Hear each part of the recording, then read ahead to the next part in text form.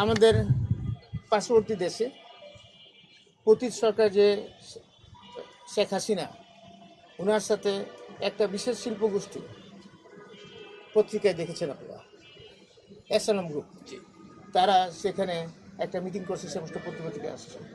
সেটা মিটিংয়ের উদ্দেশ্য ছিল বাংলাদেশের নির্বাচন বানচাল করা, নির্বাচনের বিভিন্ন সহিংস ঘটনা ঘটানো। এটা তো একটা উদ্যোগের জায়গা, সেই ব্যাপারে আমরা আলোচনা করেছি।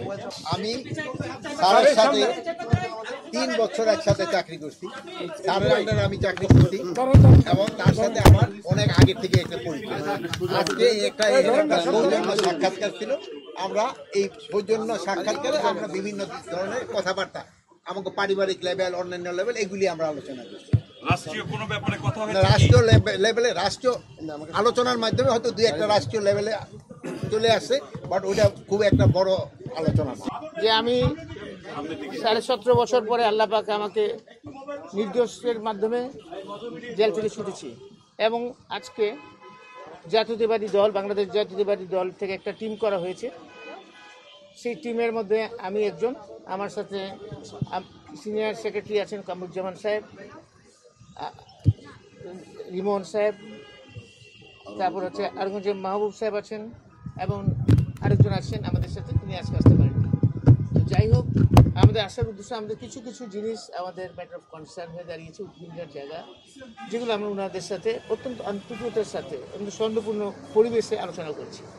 সেই সৌহার্দ্যপূর্ণ আলোচনার মধ্যে আমরা আসছি বিশেষ করে বর্তমান ইন্টারিম গভর্নমেন্ট, মাননীয় প্রধান উপদেষ্টা এবং বর্তমান সরকারকে সাহায্য করার, সেই সাহায্য হিসাবে যেগুলো কনসার্ন করে আমরা সেইগুলো আমরা ওনাদেরকে আমাদের ব্যক্ত করছি। অন্যরাও একই জায়গায় একমত পোষণ করছেন। মোটামুটি খুব আলোচনা অত্যন্ত ফলপ্রসূ এবং সহজপূর্ণ হয়েছে। উদ্বিগ্ন যেমন আমাদের পার্শ্ববর্তী দেশে পতিত সরকার যে শেখ হাসিনা ওনার সাথে একটা বিশেষ শিল্পগোষ্ঠী পত্রিকায় দেখেছেন আপনারা এসএলএম গ্রুপ, তারা সেখানে একটা মিটিং করছে, সমস্ত পত্রিকা আসছে।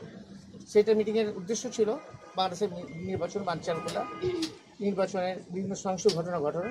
এটা তো একটা উদ্যোগের জায়গা, সেই ব্যাপারে আমরা আলোচনা করেছি। আরও অনেক কিছু আলোচনা করেছি, যেমন বিভিন্ন অবৈধ অস্ত্র এবং লুট হওয়া অস্ত্র, সেটা যে উদ্ধার হয়নি এখনো, সেটা আমাদের উদ্যোগের জায়গা। অবশ্যই অবশ্যই করছে, বরং অত্যন্ত সৌহার্দ্যপূর্ণ, অত্যন্ত অত্যন্ত ফলপ্রসূ আলোচনা হয়েছে। আরেকটা জিনিস আমি বলি,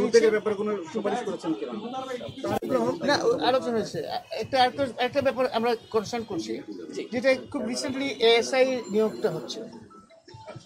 সাধারণত নিয়োগ হয় কনস্টেবল, এসআই এবং এসপি লেভেলে, কিন্তু দেখলাম এএসআই লেভেলে নিয়োগ হচ্ছে। কনস্টেবল থেকে যারা হয় তাদের একটা ক্যারিয়ার থাকে, যেমন সে এসআই হবে, ইন্সপেক্টর পর্যন্ত হইতে পারে।